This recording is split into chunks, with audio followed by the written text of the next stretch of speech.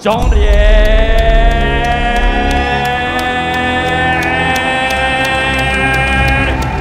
カスメロにやってきました。元世界3階級制覇チャンピオン싸움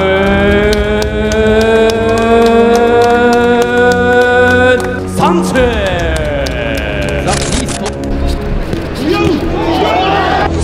Secuencia de rápida combinación común.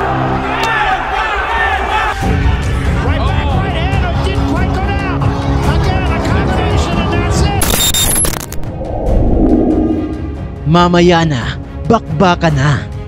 Ang pinaka-inaabangang laban ng marami sa ating mga Pinoy boxing fans. Ang muling pagbabalik sa ibabaw ng lona ng ating bida na si Angas ng Pinas Cuadro alias Janoriel Casimero. Laban dito sa isang boksingero na gutom sa panalo at uhaw sa pagkilala. Ang Mexican-American Beast na si Saul Sanchez. Pero ang gustong malaman ng karamihan ay kung ano nga ba ang kahihinatnan ng laban na to. Sino nga ba sa dalawa ang mas liyamado at ang dihado sa laban? At ating ding aalamin kung ano nga ba ang kalamangan at kahinaan ng bawat boksingero. Mangingibabaw kaya ang karanasan at lakas ng mas bitiranong kampyon? O di naman kaya ay mas papabor dito sa mas batang leon ang takbo ng laban? Yan ang ating pag-uusapan, pero bago yan, kung bago ka pa lamang dito sa ating YouTube channel, ay huwag mo sana kalimutang mag-like at mag-subscribe para updated ka lagi sa mga ilalabas pa naming videos na katulad nito. Maraming salamat mga sir. Unahin na natin itong si Saul Sanchez, ang boksingerong makakalaban nitong si Janoriel Casimero. Maliban sa mas bata ito ng 8 taon kumpara kay Cuadro Alas, ay mas lamang din ito pagdating sa pagiging aktibo sa pakikipaglaban sa ibabaw ng lona. Dahil ngayong taong 2024 ay ito na ang pangatlong laban niya. At kabaliktaran naman yan dito sa ating kababayan na mag-iisang taon nang hindi lumalaban. Kaya mukhang kailangan pa nitong si Janoriel Casimero ang magpagpag ng kalawang sa katawan. At dahil sa halos isang taong hindi nito pagsampa sa loob ng boxing ring, ay bumagsak ang kanyang rankings. Na mula sa pagiging number 3 contender nito sa WBO, ay bumagsak siya ngayon at nasa pang-6 na lamang siyang pwesto. Kaya naman napakahalaga na maipanalo niya ng impresibo ang paparating niyang laban. At nang sa ganon ay muli pang umakyat ang kanyang pangalan sa listahan ng Super Bantam.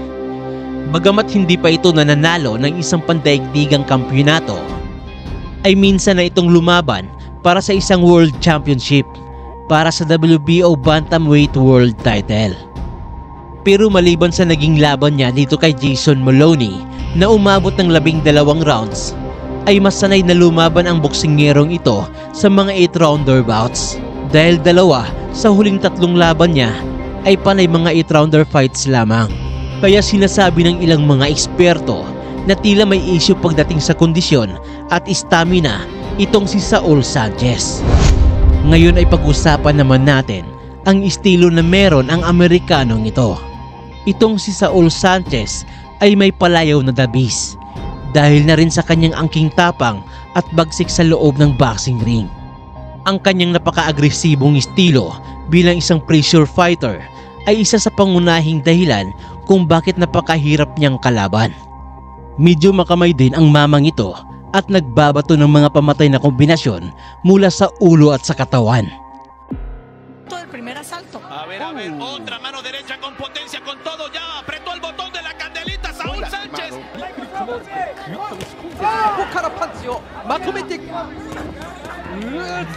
Magaling din ito bilang isang body puncher. Marami sa kanyang mga pinatumbang kalaban ay namilipit sa sakit sa katawan. Gayunpaman ay may malaking butas sa kanyang estilo, lalo na pagdating sa kanyang depensa. Isa sa pangunahing sandata nitong si Saul Sanchez ang kanyang malakas na left hook. Madalas niya itong ginagamit para baklasin ang mga kalaban. Magkagayunman ay meron itong malaking kahinaan dahil sa tuwing binabato niya ang kanyang kaliwang kamao ay nag-iiwan ito ng malaking puwang sa kanyang depensa. Masyadong wide ang kanyang pagbato ng kanyang left hook kaya medyo mabagal ito bago dumating sa panga ng kanyang kalaban. Kaya sa tuwing ito ay kanyang ibinabato ay lumuluwag ang kanyang depensa. Kaya sakto ang isang counter na uppercut o isang straight na kanang kamao papunta sa kanyang panga. Bagay na nagawa na dati nitong si Arthur Villanueva. Kung saan ating makikita dito sa kanilang naging laban na nasaktan at napapaatras itong si Saul Sanchez sa tuwing tinatamaan siya ng counter na kanan at mga uppercut mula dito kay Arthur Villanueva. Bagay na pwede din gawin nitong si Janriel Casimero. Yun nga lang magagawa lang ito ng ating kababayan kung nasa magandang kondisyon ang kanyang pangangatawan pagdating sa gabi ng laban. Dahil para sa akin, ang magiging malaking factor sa laban na ito ay ang conditioning ng bawat boksingero. Tandaan natin na mas bata ng 8 taon itong si Saul Sanchez at may edad na ring 35 anyos itong si Cuadro Alas. At malaking bagay din ang pagkawala niya sa ibabaw ng lona ng halos 1 taon. Kaya naman asahan na nating pupuntiryahin nitong si Saul Sanchez ang katawan nitong si Janriel Casimero.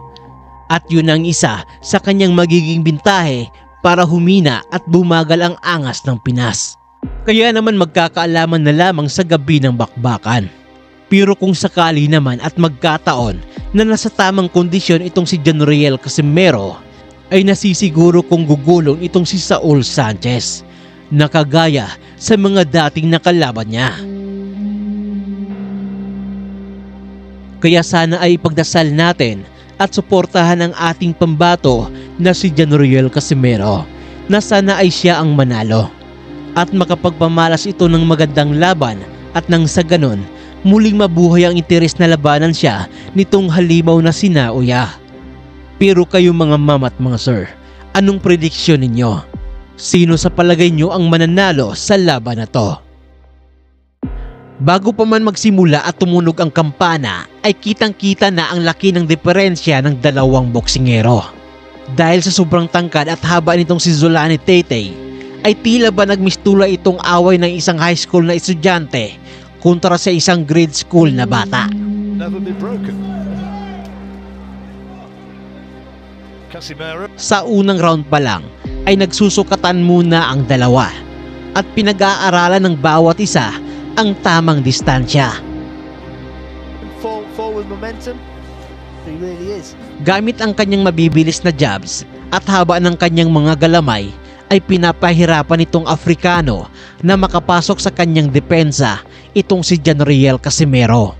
Kaya naman nakuha niya ang unang round ng laban. Could have been. It was just does enough. We commentated last year. It was that fight last October. Yeah. And that was that sort of fight, wasn't it? He won by about a 4 or 5. He can coast if I can, just pick you off and be happy with that. Quiet opening round. Casimero. Give him the edge. Sa sumunod na round ay tila ba nakapag-adjust na itong si Casimero. Dahil noong unang round ay hindi siya gaanong makatama. Dahil inaatake niya ng paabante itong si Zolani Tete. Kaya naman ang ginawa nito sa round number 2 ay iniikutan niya pa kanan itong kanyang kalaban para mag-abang ng tamang tempo upang pakawalan ang kanyang pamatay na kanang kamao. Officer or something of Pacquiao Promotions or something. Yeah, well, it's a significant job.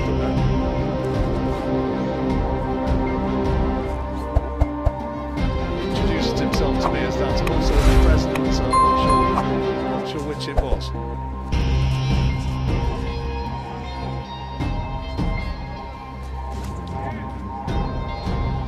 Again, Casimero got too much experience just to rush in because he knows he'll walk on the shots, but also with him not doing that means he's not being remotely effective.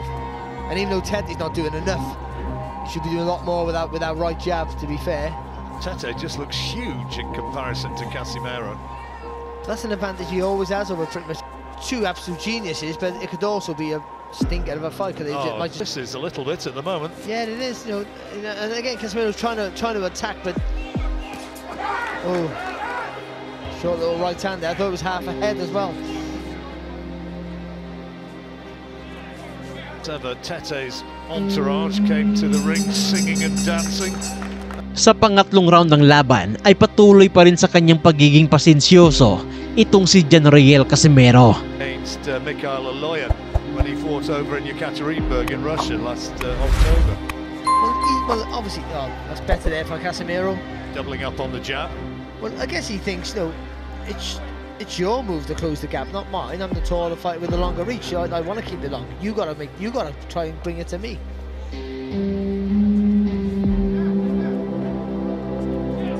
Thanks some experience though, Casemiro.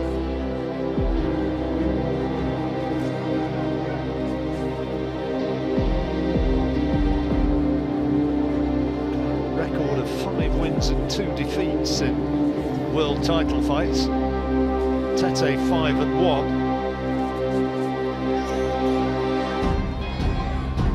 He's won his last 12 since September 2012. Hanggang sa dumating na ang tamang pagkakataon nang biglang nagkamali itong defending world champion. Dahil sa biglaang pagyuko nito ay agad naman na bumanat itong si Janriel Casimero ng kanyang dalawang magkakasunod na kanang kamao na saktong tumama naman sa sintido ng Afrikano. Badly stunned by this. See, all of a sudden, that was happening really quick, but the first one did all the damage and he was gone. So you see that? See there, but it was a great shot. He stepped around and the left foot's gone out. Bagsak ang kampyon sa unang pagkakataon. Bagamat muli itong nakatayo pa, ay mababakas naman sa kanyang itsura ang kanyang natamong pinsala. Hilo at tila ba wala sa kanyang wisyo itong Afrikano. Kaya naman sinamantala na ito ni Casimero at tuluyan ng tinapos ang laban.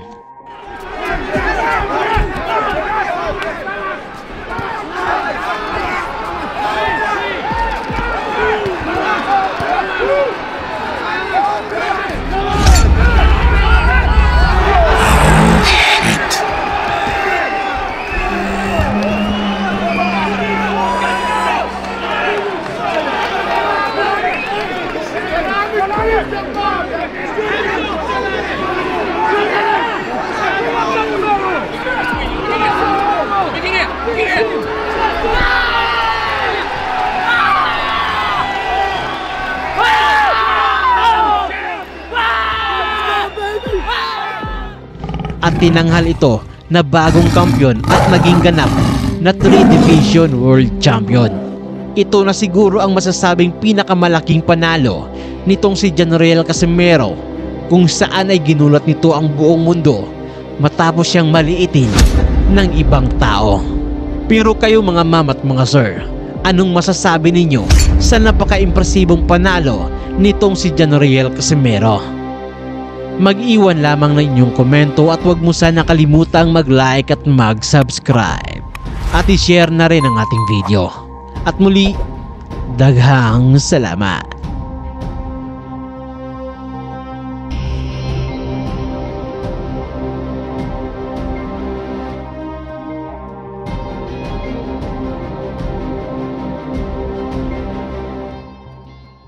So yun lamang ang video natin sa araw na to. Mag-iwan lamang na inyong komento at huwag mo sana kalimutang mag-like at mag-subscribe. At i-share na rin ang ating video. At muli, daghang salamat.